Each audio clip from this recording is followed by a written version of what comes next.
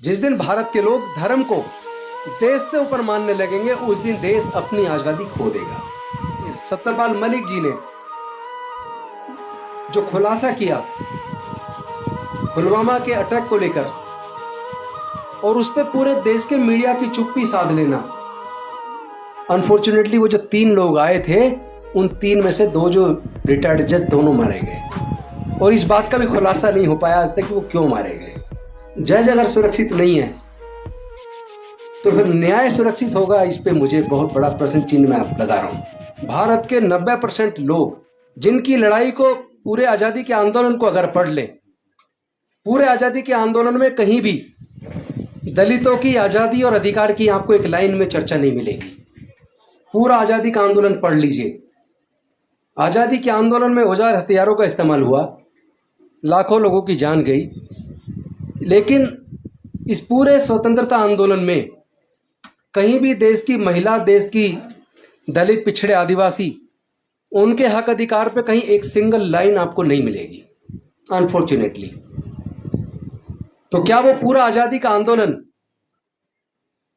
केवल अंग्रेजों के हाथ से सत्ता निकलकर और हमारे अपने देश के कुछ दबंगों के हाथ में सत्ता आ जाए, क्या पूरा आंदोलन वहीं तक सीमित था?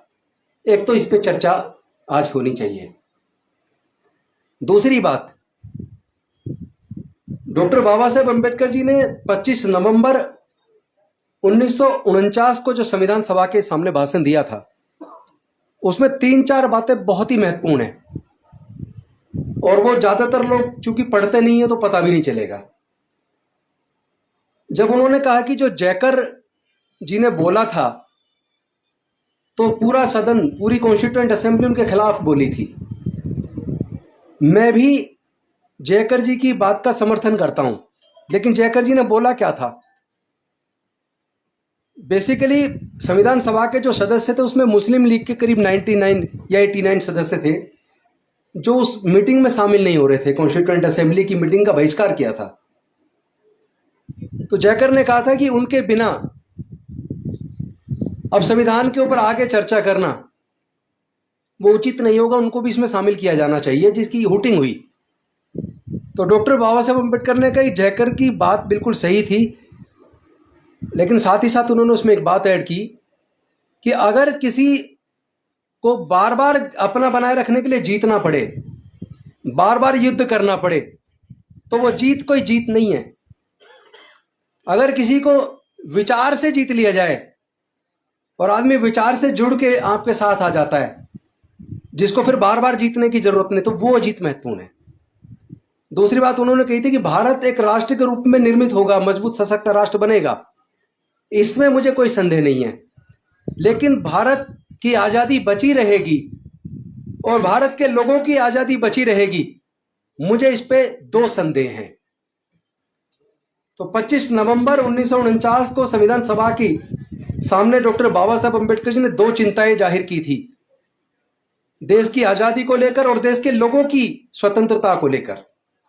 वो जो 2 चिंताएं थी उसमें एक चिंता यह थी कि जिस दिन भारत के लोग धर्म को देश से ऊपर मानने लगेंगे, जिस दिन भारत के लोग धर्म को देश से ऊपर मानने लगेंगे, उस दिन देश अपनी आजादी खो देगा। और दूसरी चिंता उन्होंने जाहिर यह की थी, जिस दिन भारत के लोग किसी नेता के प्रति इतने अंधभक्त हो जाएंगे कि वो नेता तानाशाह बनकर उन्हीं के खिलाफ निर्णय लेना शुरू कर देगा, उस दिन शायद पेपर पे आजादी रहे लेकिन भारत के लोग अपनी स्वतंत्रता खो देंगे। अनफॉर्चुनेटली आज उनकी ये दोनों बातें सही साबित हो रही हैं, इसलिए भारत की आजादी और भारत के लोगों की स्वतंत्रता दोनों की दोनों खतरे में है। और इससे ज्यादा अनफॉर्चुनेट कुछ हो नहीं सकता। जिस तरह former governor of Jammu and Kashmir Satyapal Malik ji ने जो खुलासा किया पुलवामा के अटैक को लेकर और उस पर पूरे देश के मीडिया की चुप्पी साध लेना, क्या चुनाव जीतने के लिए किसी की भी जान चली जाए इतनी सस्ती जान है क्या हमारे लोगों की या हमारे सैनिकों की? हम लोग कौन सी आजादी में जी रहे हैं? क्या इसको वास्तव में आजादी कहेंगे? लोग मतलब बोलने से भी अगर डर रहे हैं अगर आज़ादी से अपनी अभिव्यक्ति भी नहीं कर सकते तो फिर ये आज़ादी किस काम की? आज चूंकि हम एडवोकेट्स के बीच में हैं, मैं खुद एडवोकेट हूं, मुझे खुशी है मैं अपनी बार में वापस आया हूं।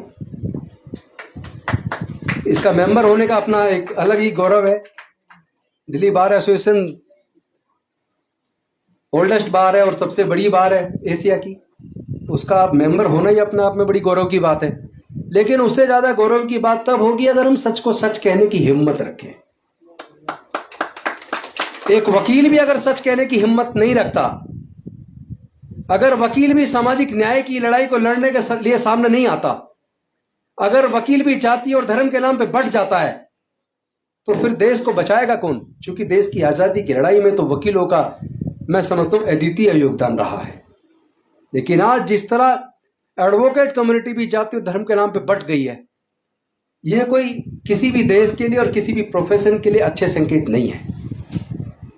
मुझे लगता है सच के लिए बिना किसी की परवाह किए आदमी को सच बोलना चाहिए। सबसे दुखद तो तब है, अभी हमने कपिल सिब्बल जी का इंटरव्यू देखा, आपने भी देखा होगा, उन्होंने एक प्रेस कॉन्फ्रेंस की थी। उन्होंने वो खुलासा किया है कि दो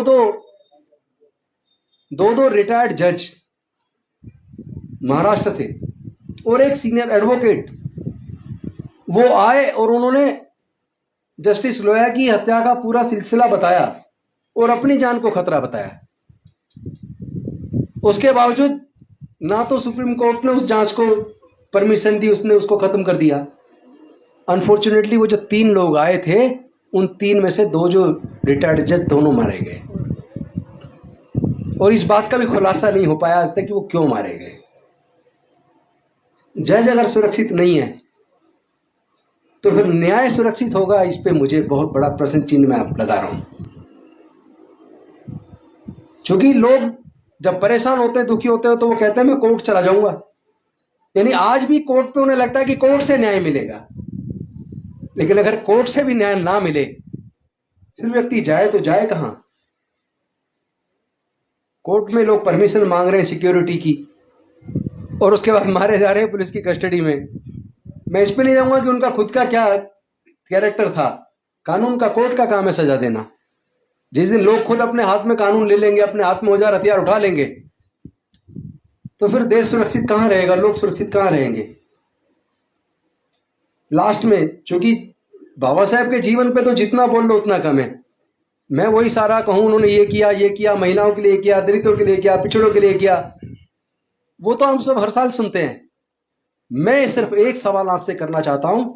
डॉक्टर बाबा साहेब अम्बेडकर जी ने अपनी 4 बच्चे, अपनी जवान पत्नी, अपने पूरे जीवन को जलाकर भारत के लोगों के जीवन में प्रकाश डाला। उन्होंने अपने हिस्से का काम किया। हम और आप क्या अपने हिस्से का काम करेंगे? क्या हम लोग अपने आने वाले बच्चों से आंखें मिला पाएंगे? जो वो देकर गए उसमें से 70% छीन चुका है, 30% बचा है जो आने वाले 10 से 15 सालों में छीन जाने वाला है। आप जरा खुद लोग, आप लोग सोचिए, जब आपके बच्चे थोड़े बड़े होंगे और वो देखेंगे कि सब कुछ छीन गया जो डॉक्टर बाबा साहेब अम्बेडकर ने दिया था, और कल को बच्चे पूछेंगे जब सब कुछ छीन रहा था तब तुम क्या कर रहे थे? जब अपने माँ बाप से पूछेंगे, मैं आप सबसे पूछना चाहता हूं, क्या आप अपने बच्चों की नजर में शर्मिंदा होना चाहते हैं? क्या आपकी आंखें उनके सामने झुक नहीं जाएंगी जब वो पूछेंगे कि उन्होंने सब कुछ दिया लेकिन सब कुछ छीना तो आपके सामने? बाबा साहब अम्बेडकर जी की जयंती हम लोग मना रहे हैं, लेकिन जरा ये तो सोचो, हमारे देश के स्वतंत्रता सेनानियों ने और हमारे देश के संविधान निर्माताओं ने कैसे भारत का सपना देखा था? क्या ऐसे भारत का सपना देखा था जहां केवल व्यक्ति अगर कुछ बोलता है और वो भी कानून के खिलाफ नहीं बोलता, कानून के दायरे में रह के बोलता, और वो उस पर भी उसको अरेस्ट करके जेल में डाल दिया जाता है और फिर सालों साल बेल नहीं होती। वही सेम बात कोई दूसरी पार्टी का नेता कह रहा है, एक सांसद कह रहा है, उसके खिलाफ मुकदमा भी दर्ज नहीं हो रहा। एक आदमी 3 साल से रिसर्च स्कॉलर जेल में, और एक आदमी वही उससे भी ज्यादा खतरनाक बात कह के खुला घूम रहा है। तो जस्टिस है कहां? हम लोग कैसे स्थिति में जी रहे हैं? न्याय के लिए बोल नहीं सकते, न्याय के लिए लड़ नहीं सकते, बोलने पर जेल डाल दिया जाओगे, जेल का डर। ये डर छोड़ना होगा। किस किस को जेल में डालेंगे? न्याय की लड़ाई तो लड़नी पड़ेगी।